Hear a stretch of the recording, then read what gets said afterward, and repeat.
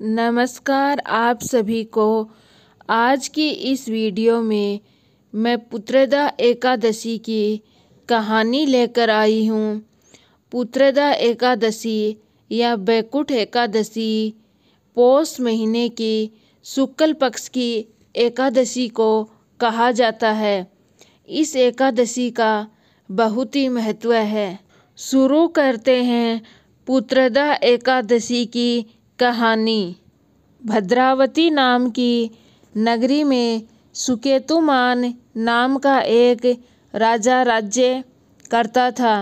उसके कोई पुत्र नहीं था। उसकी स्त्री का नाम सेव्या था। वह निपुत्री होने के कारण सदैव ही चिंता में रहती थी। राजा के पितर भी रो रो कर पिंडदान लिया करते थे और सोचते थे कि इसके बाद हमें कौन पिंडदान देगा।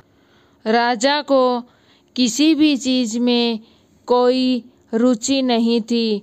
वह सदैव यही सोचता रहता था कि मेरे मरने के बाद मुझको कौन पिंडदान देगा। बिना पुत्र के पितर और देवताओं का ऋण मैं कैसे चुका पाऊंगा।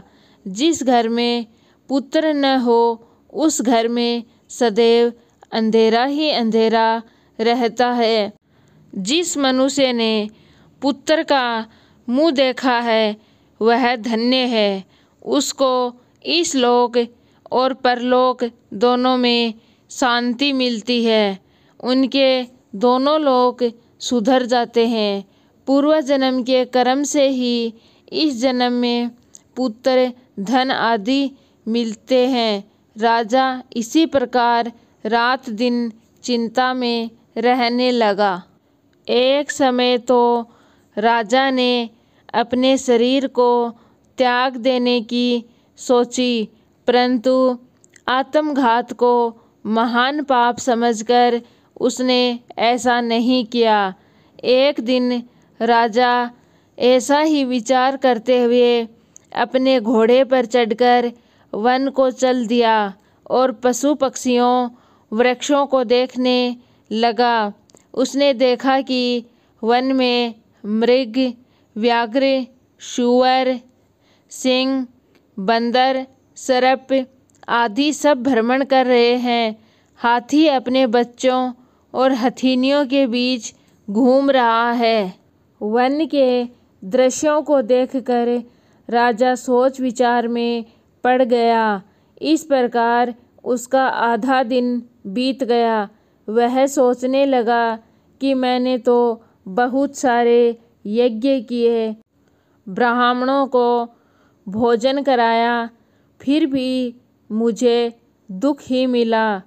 राजा प्यास के मारे बहुत दुखी हो गया और पानी की तलाश में इधर उधर घूमने लगा। थोड़ी दूरी पर राजा ने एक तालाब देखा। उस तालाब में कमल खिल रहे थे और सारस, हंस, मगरमच्छ आदि विहार कर रहे थे। उस तालाब के चारों तरफ मुनियों के आश्रम बने हुए थे। उसी समय राजा के दाहिने अंग फड़फड़ाने लगे। राजा ने शुभ संकेत समझकर घोड़े से उतरकर मुनियों को दंडवत प्रणाम किया। राजा को देखकर मुनियों ने कहा, हे राजन, हम तुमसे बहुत प्रसन्न हैं। तुम्हारी क्या इच्छा है सो बोलो। राजा ने कहा, महाराज आप कौन हैं और किस लिए यहाँ आए हैं, कृपा करके हमें बताइए। मुनि कहने लगे कि हे राजन, आज संतान देने वाली पुत्रदा एकादशी है। हम लोग विश्वदेव हैं और इस तालाब में स्नान करने के लिए यहाँ पर आए हैं। यह सुनकर राजा कहने लगे कि महाराज, मेरे भी कोई संतान नहीं है। यदि आप मुझ पर प्रसन्न हैं तो एक पुत्र का वरदान दीजिए। मुनि बोले, हे राजन, आज पुत्रदा एकादशी है, आप अवश्य ही इसका व्रत करें।